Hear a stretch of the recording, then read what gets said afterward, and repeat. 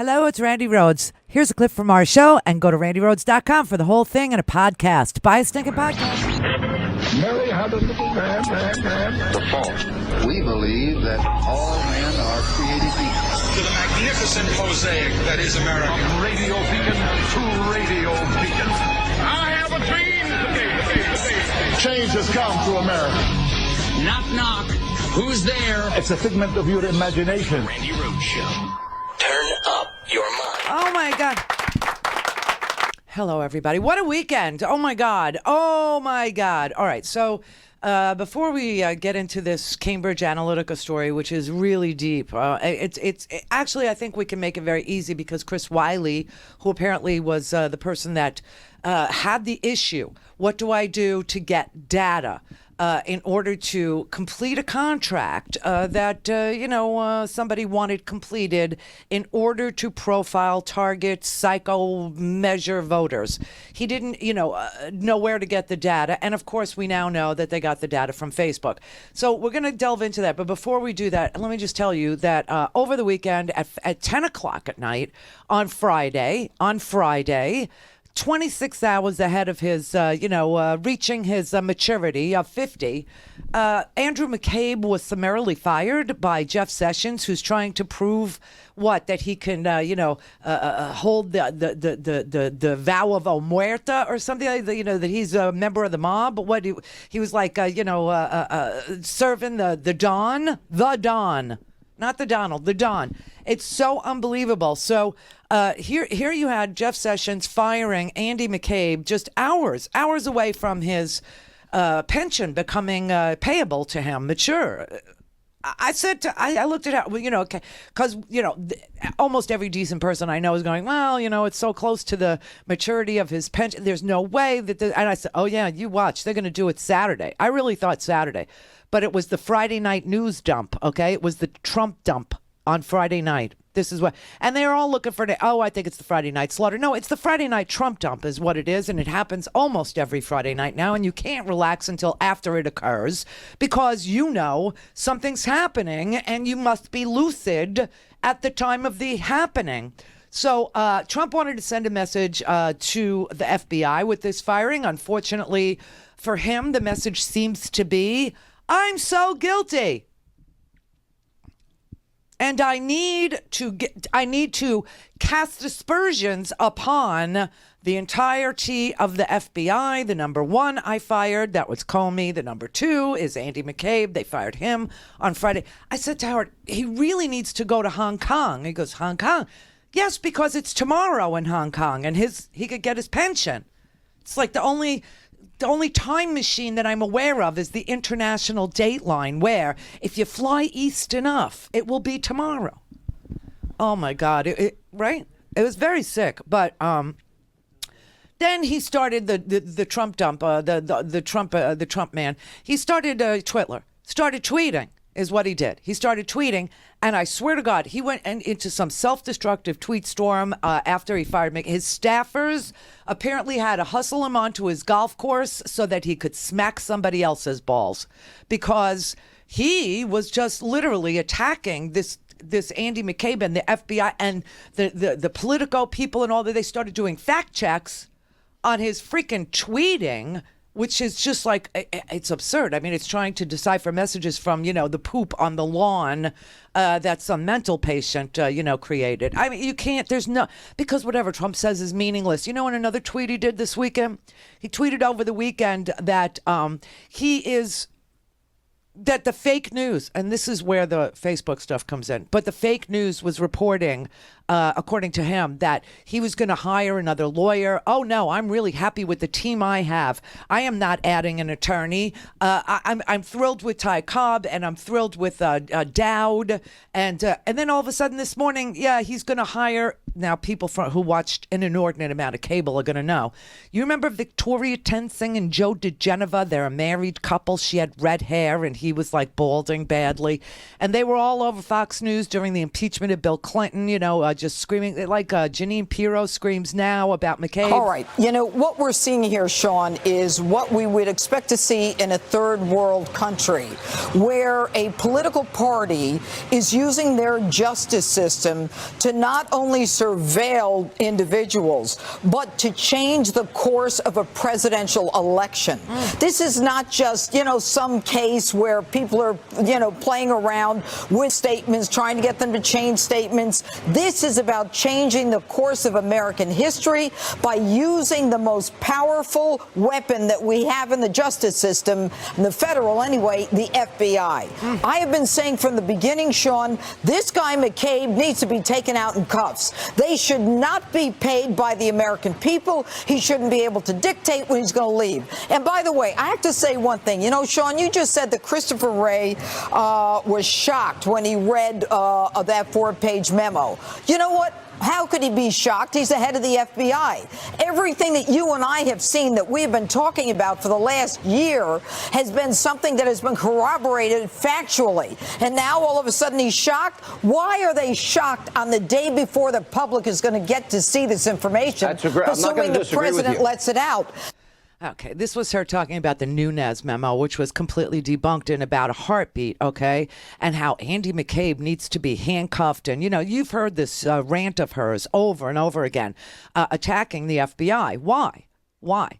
Because Mueller's getting very, very close, and they need to discredit any work that Comey did. They need to discredit any work that the FBI did. They need to discredit Mueller, who was appointed by Rod Rosenstein because Jeff Sessions recused himself because he had meetings with Russians, and they know how deep this goes. And so they've been on a tear trying to trash the FBI. Of course, the president trashes the intelligence agencies who concluded that Russia actually interfered in our elections with a preference for Donald Trump. So he goes on this tweet storm that the Mueller probe should never have been started. Well, it would not have been started if you didn't fire James Comey. So now, over the weekend, Dowd is saying, maybe we ought to end the Mueller probe. Maybe we ought to. So they've changed their position for, we're cooperating. I can't wait to testify. I want to testify under oath, Trump said. Let Mueller call me. I'm so excited. I can't wait to clear my name, tell the truth. I want to do it under. Now, all of a sudden, they're trying to end the Mueller probe, and they have been floating a lot of trial balloons. Now, you know why Andy McCabe was fired? Andy McCabe was fired because there's a inspector general. His name is Michael Horowitz. He's looking into any wrongdoing by the FBI on the Hillary Clinton email probe, on the Hillary Clinton Foundation probe, and anything that happened in the New York field office of the FBI with regard to Giuliani, with regard to James Kallstrom, with regard to holding on to the Anthony Weiner computer for like 3 weeks and then turning it over to Comey at the last possible second with no forensics ever being done on Weiner's computer, and then going, I think I ought to. You really ought to check this computer like 11 days before the election, Mr. Comey, because we've neglected to do any forensics, and maybe there's some emails on there from Hillary Clinton, right? Which caused James Comey to have to make a public announcement that he was reopening the Hillary Clinton email investigation 11 days. The whole thing is a mess. It's a mess, and it was all started by fake news. It was all started by Fox. Now, McCabe, his big crime that the Inspector General... Now, we've not seen the Inspector General's report. It's not been made public. So we don't know exactly what Michael Horowitz found with regard to McCabe. But it seems like McCabe's big crime was that he allowed some FBI personnel to talk to a Wall Street Journal reporter to correct the record after the reporter called the FBI and said, we're going to go with a story about an investigation into the Clinton Foundation. And this is the story we have. Would you like to comment? Because that is what the newspapers do. They don't publish stuff about you before they call you and tell you that they're going to publish, and they ask you for a comment. That's how it works. All right. So the FBI did call, and they told McCabe, who was acting director, that they were going to do I think it was the number 3 at the FBI at that time, that they were going to do a story, and McCabe felt that story was inaccurate, and he wanted to correct the record, and so he allowed a couple of FBI people to sit down with the Wall Street Journal. That is his big crime. Yeah, because he allowed FBI personnel to talk about an ongoing investigation.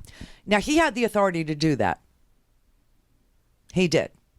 He actually had the authority. He didn't need anybody's permission to do that. He didn't need to ask James Comey if he could do that. And this is what apparently he says he told Michael Horowitz. Now, the spin from the fake news media is that Andy McCabe lied to the Inspector General, Michael Horowitz. And Andy McCabe released a statement shortly. He's never said anything because, he's maintained, his stature, his composure, his dignity, his obligation to the FBI to say nothing. But over the weekend, he had it, and he said, I absolutely never misled the Inspector General in any way. He sat down for an hour-long interview with CNN. He said, this is the result of a series of attacks designed to undermine my credibility and my reputation. He gave a complete statement. Here it is. CNN published it. He said, I have been an FBI special agent for over 21 years. I spent half of that time investigating Russian organized crime. As a street agent and supervisor in New York City, I've spent the second half of my career focusing on national security issues and protecting this country from terrorism. I served in some of the most challenging, demanding, investigative, and leadership roles in the FBI, and I was privileged to serve as deputy director during a particularly tough time. For the last year and a half, my family and I have been the targets of an unrelenting assault on our reputation and my service to this country. Articles too numerous to count have leveled every sort of false, defamatory, and degrading allegation against us. The president's tweets have amplified and exacerbated it all. He called for my firing. He called for me to be stripped of my pension after more than 20 years of service. And all along, we've said nothing, never wanting to distract from the mission of the FBI by addressing the lies told and repeated about us. No more. The investigation by the Justice Department's Office of the Inspector General has to be understood in the context of the attacks on my credibility. This investigation flows from my attempt to explain the FBI's involvement and my supervision of investigations involving Hillary Clinton. I was being portrayed in the media over and over as a political partisan, accused of closing down investigations under political pressure. The FBI was portrayed as caving under that pressure and making decisions for political rather than law enforcement purposes. Nothing is further from the truth. In fact, this entire investigation stems from my efforts, fully authorized under the FBI rules, to set the record straight on behalf of the Bureau and to make clear that we were continuing an investigation that people in DOJ opposed. The Office of the OIG, the Inspector General investigation, is focused on information I chose to share with a reporter through my public affairs officer and legal counsel. As deputy director, I was one of only a few people who had the authority to do that. It was not a secret. It took place over several days, and others, including the director, were aware of the interaction with the reporter. It was the type of exchange with the media that the deputy director oversees several times per week. In fact, it was the same type of work that I continued to do under Director Wray at his request. The investigation subsequently focused on who I talked to, when I talked to them, and so forth. During these inquiries, I answered questions truthfully and as accurately as I could amidst the chaos that surrounded me. And when I thought my answers were misunderstood, I contacted investigators to correct them. But looking at that in isolation completely misses the big picture.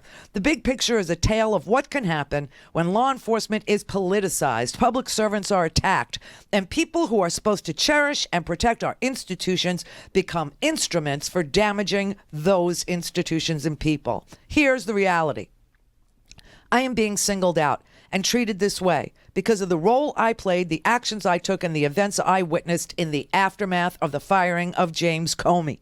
The release of this report was accelerated only after my testimony to the House Intelligence Committee revealed that I would corroborate former Director Comey's accounts of his discussions with the president. The OIG's focus on me and this report became part of an unprecedented effort by the administration driven by the president himself to remove me from my position, destroy my reputation, and possibly strip me of a pension that I worked 21 years to earn.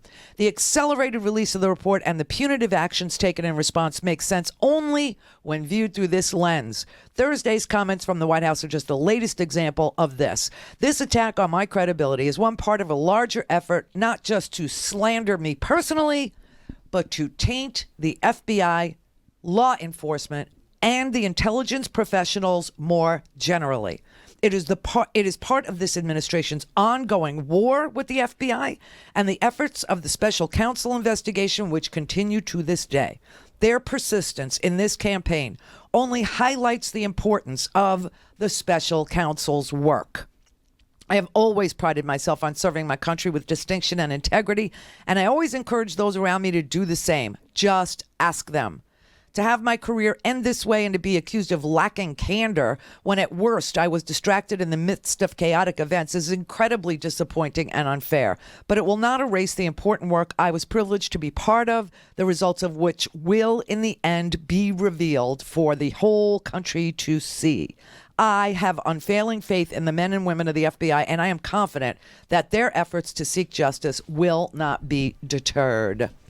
So here you have this career individual, not a political appointee, but a career FBI agent who obviously had the authority to send a public officer out to talk and correct the record of a Wall Street Journal reporter prior to the printing of a article that was going to comment about a Clinton Foundation investigation. So here is the man that's doing the Clinton Foundation investigation being called by the Wall Street Journal. And he goes, no, I don't think that's exactly right. Here's what we're really doing.